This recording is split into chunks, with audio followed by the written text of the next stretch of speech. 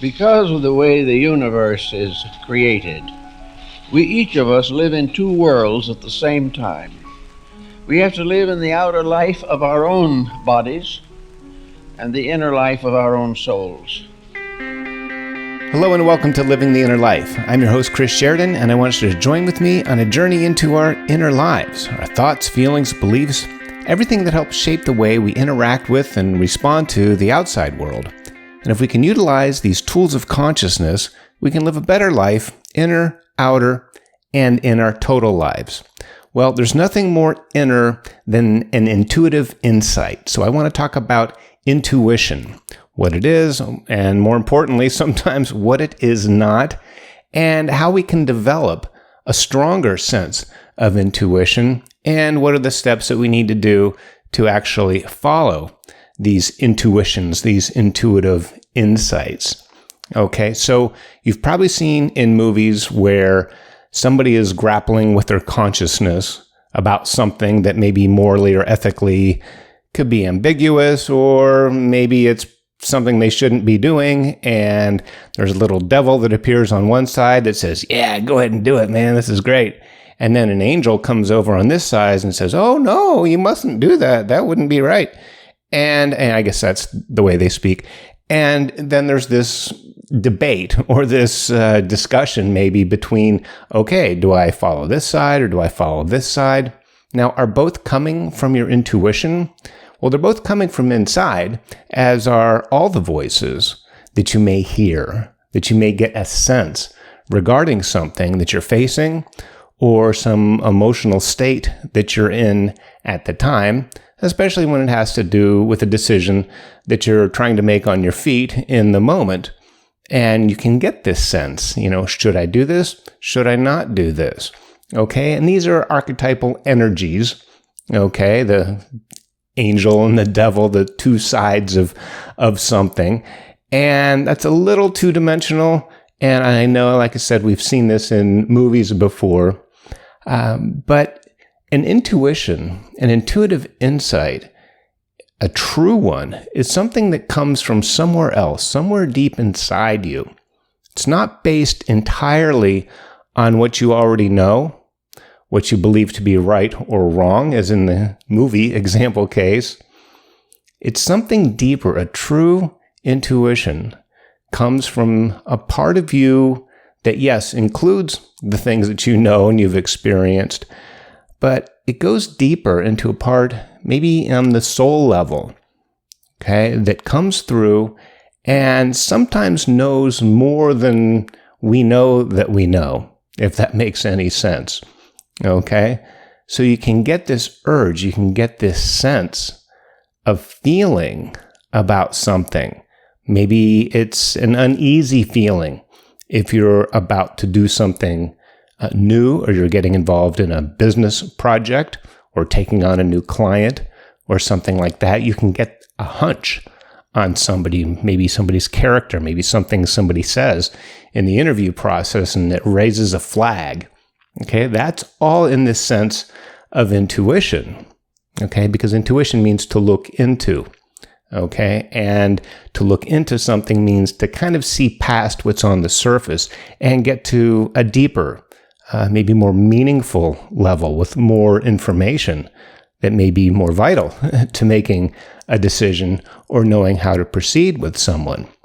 Okay, so we can get this hunch. We can get this feeling that, hey, this might be a good thing, or hey, this may not be a good thing, or it may be just an idea that you didn't even have, like it comes out of the blue, like, I don't know what made me think of that, but I just all of a sudden thought that, I need to go to Austin this weekend, or something like that. I don't know what it is with you. But the point is, you're getting something from deep within. It's not really from beyond. It might feel that way, but it really comes from deep within, and it speaks to you in some way. Okay? Now, a lot of the times we can get a clear sense of an intuition after the fact. Okay? Say you deal with somebody and you take them on in a business arrangement, and it falls apart. And then later on, after the fact, you can say, I knew there was something weird about that. I knew this wasn't going to work. I should have listened. Okay, and it can work the other way in a positive sense, that if whatever you're doing or whomever you're dealing with ends up being a favorable interaction, it's like, I knew it. I knew this was going to be the one. But did you really? Or are you just looking back with this already knowing and then trying to justify it with an intuitive insight after the fact? Okay, hindsight is always 20/20, and that works with intuition too. All right. Well, sometimes we can be fooled by that. We can say, "Gosh, I didn't think this was going to work. I had every red flag. Everything in me told me not to do this, and you know what? It actually worked out." Okay. Or you got every indication that this was it. This was the right thing. This felt good. This sensed good. I got green flags the whole time. And you know what? It was a flop. It was a total disaster. Why didn't I see this coming? I just can't trust my intuition. Well, that brings the discussion around to really what is intuition, what it is not, and how we can tell the difference. Okay? Because an intuitive insight might come to you much in the same way a fearful, negative, self-defeating voice. Oh, this isn't going to work. Oh, you're just not good enough. Oh, you're not going to get the audition. You're not prepared enough. They're not going to like you, or whatever it is that you might say. Okay. And you could take that as being, wow, it's my intuition. That came from my soul. That came from deep within. I better trust this. But it might just be a fear. Okay. It could be a fear of 100 different kinds. And it can come with a negative communication, something that says, don't do this, okay? And then you don't do that. Now, that may or may not be true, but how we can really tell is if we look further into it, okay? Say if you want to go to the gym and work out. Well, and then part of you says, I'd kind of rather stay at home. I don't know if I feel right. It might rain later, and then you're making up all these excuses. Is that really your intuition? Or is that you just trying to talk yourself out of something that you know you should do? Okay, then you're squashing your intuition, or that greater part of yourself that knows better. Okay, so it could be a fearful or just lack of desire or some way that you can talk yourself out of doing something. Works the other way too. If you want to you get a sense that, hey, I should do this. Ooh, my intuition is telling me, yeah, go ahead and buy that. I can't really afford it right now, but wow, that guitar looks great. I'll charge it. That's what I'll do. Yeah, that's what my intuition is saying. Is that your intuition? Or is that wishful thinking? Is that a desire or an appetite that you want to satisfy, an itch you want to scratch, and you're utilizing or you're using the banner intuition to, it was an intuitive insight, and voila, the clouds parted and the sun shined, and here it is, and it told me, yes, buy this guitar now. You don't need groceries. Go ahead. You got to have a new guitar. That may not really be an intuitive insight. Okay, so we can confuse what a true intuition message is with either a negative, fearful, kind of talk you out of doing something that says, oh, don't do that. Or it could be a, yeah, go ahead and do this, very affirmative. But that could be wishful thinking or just satisfying something that you want to do and can't really justify it logically. So you just put it off as being, well, it's an intuition. I can feel it in my bones. This is the right thing. And this can be difficult. Okay. It can be sometimes hard to know the difference. Okay. And I think part of the reason why is that, as I was just describing, if we attribute a negative thought or an impulse, emotional response or idea, if we confuse that with intuition, then we're putting this false sense onto intuition. And like the boy who cried wolf, if a real intuition or intuitive insight comes through, we may not recognize it as such because we're in the habit of calling these other things an intuition. Okay.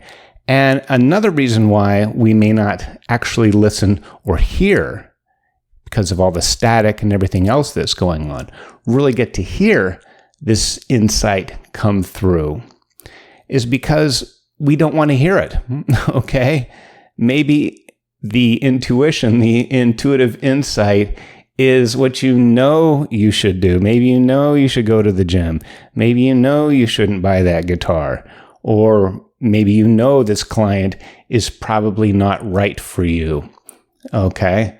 But if we've not connected with that true part of ourselves from within, living the inner life, then we may not recognize it, we may not respond to it. So by pushing it down, by pushing it away, we're actually turning our heads. We're closing our ears and our eyes to this message that's coming through. So the next time one comes through, we may also dismiss it.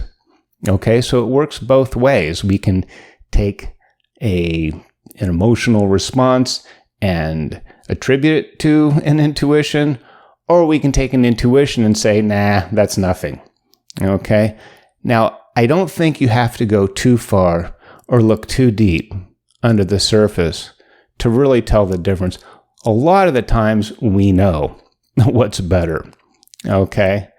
And what's maybe an emotional need or desire that just wants to be satisfied. Okay. A lot of times the intuition, if it's true, it's telling us what we should do. And by should do, I mean what the soul wants to do, what we really, really should do, not what society tells us to do, not what your spouse, or your parents, or your kids, or whatever thinks you should do, but really what your soul, your deep need.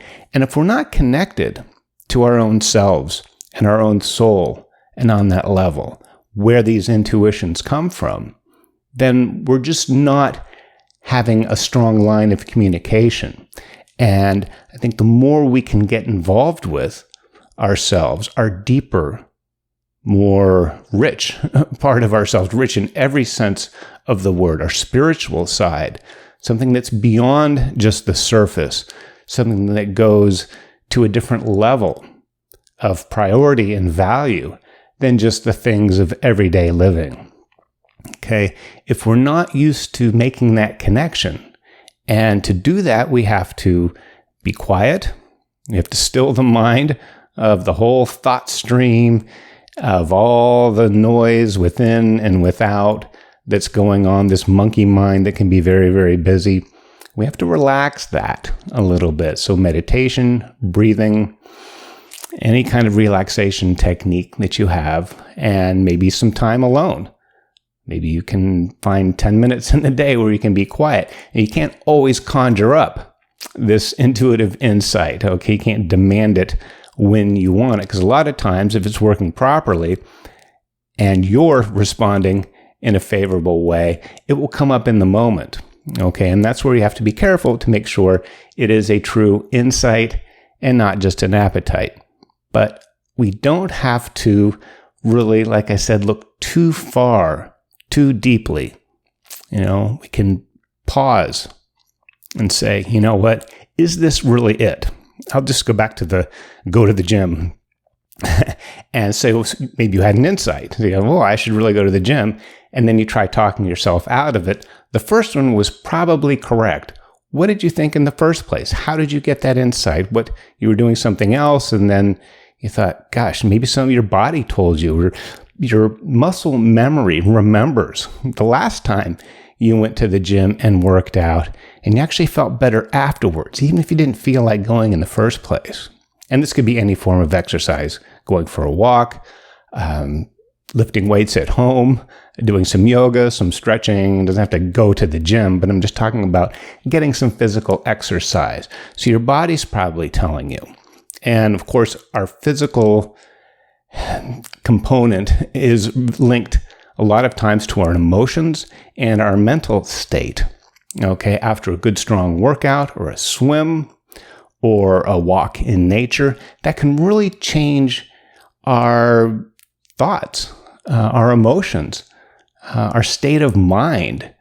It can release endorphins, the blood's moving, it's circulating. You're out of your head. You're not all balled up at the home office, in the head office. You're actually out somewhere. And if you're out in nature, if there's other people, and if you do go to a place like the gym, there's really only one reason to go there. I know people sometimes go for social interaction. They have friends that go to the gym, or maybe a workout buddy who shows up with you.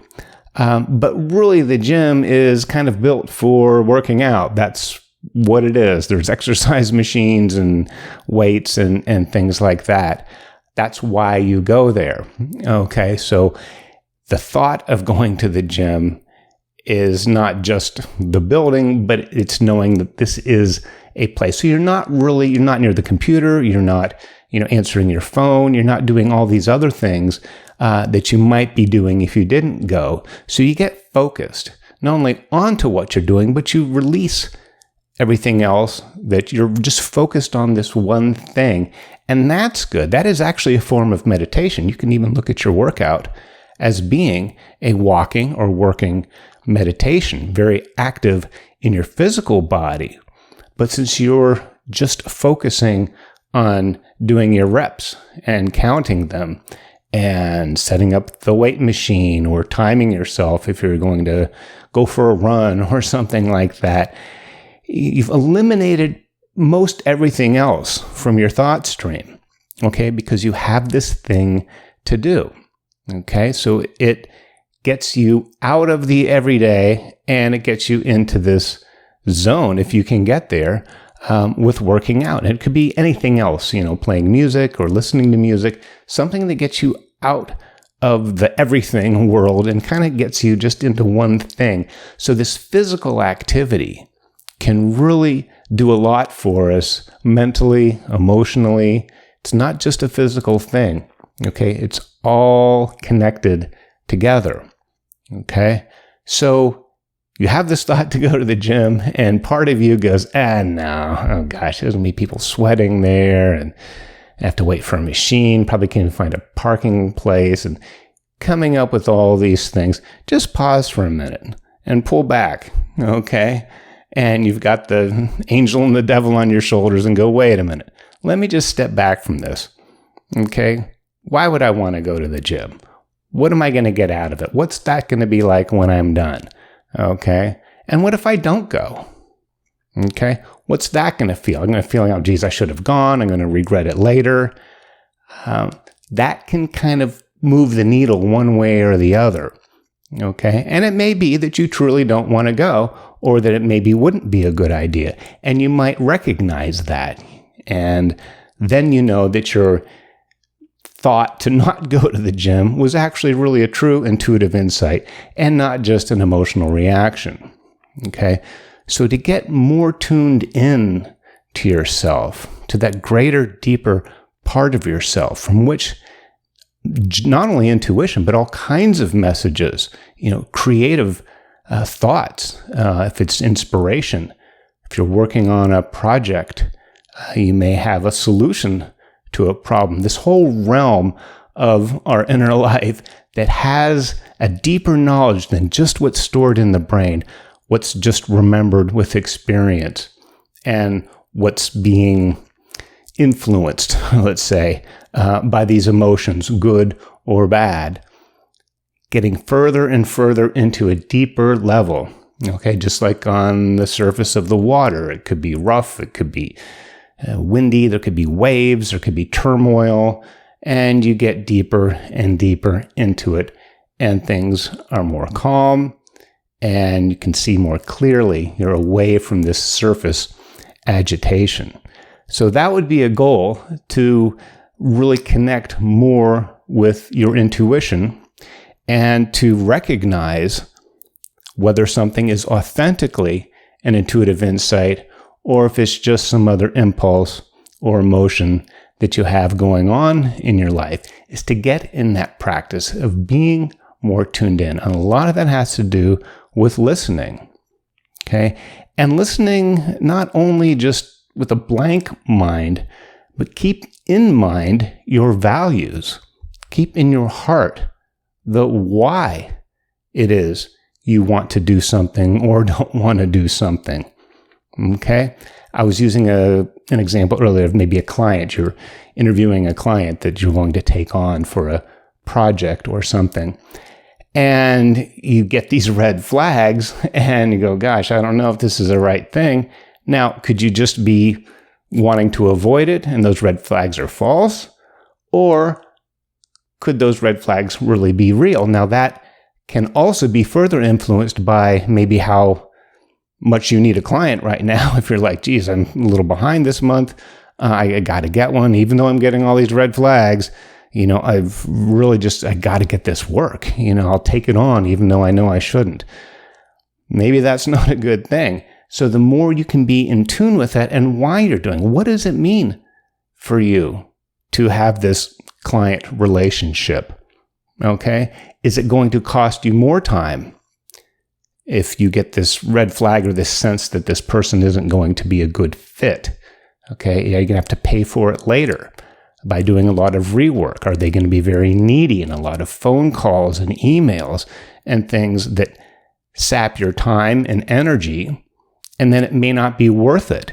Even though you might have gotten X amount of dollars on this job, you actually might have lost money had you taken this on because it would have been too high maintenance, okay? It would have not been a good fit, and you should know that, or you should at least have a sense. But pull back from the emotional.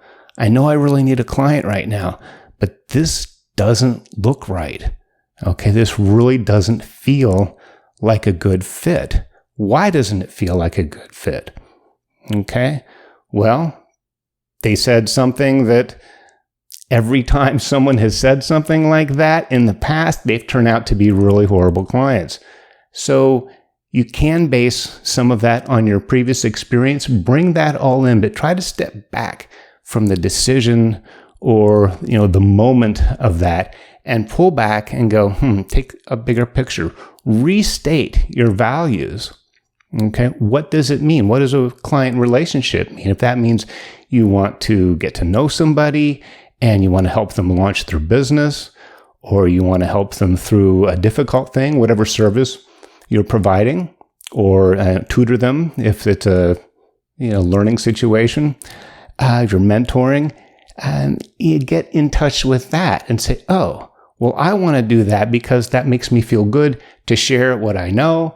I like to see somebody who hasn't been able to do this thing yet, that after we have our sessions, now they're able to go on and conduct this part of their business on their own, that there's satisfaction in that, just like the gym. There's a lot of reasons not to go, and it'd be very easy to talk yourself out of it. But pull back and look at the real reason. What is the more important thing? What is more of a value? What would it be like if I did this? What would it be like if I didn't do this? And match that with your personal or professional mission statement. If it's a mission statement about exercise and health, or a mission statement about work and dealing with clients, then that is something that you value. And you can run this, if you're not sure either way, if it, kind of like maybe do this, but kind of doesn't feel right, go back to your mission, okay? Go back to your values. If it is supporting your value, then it's probably the correct intuition. If this, even though it sounds enticing, seems like it goes against your value, then it's probably not the great intuitive insight. Okay, so get in tune with yourself. And that's what the inner life is all about. And that's what we talk about here on Living the Inner Life, is getting in tune, getting connected with a deeper part of yourself. Then you're not as confused or convoluted or just conflicted with emotional chaos that may be going on, and that could be slight chaos, just emotional disturbance, or it could be really bad things, big things. And get in tune with yourself, okay? That's what we're talking about. That's what we're here for. And thank you for taking the time to get in tune with me here on Living in the Inner Life. And we'll see you next time.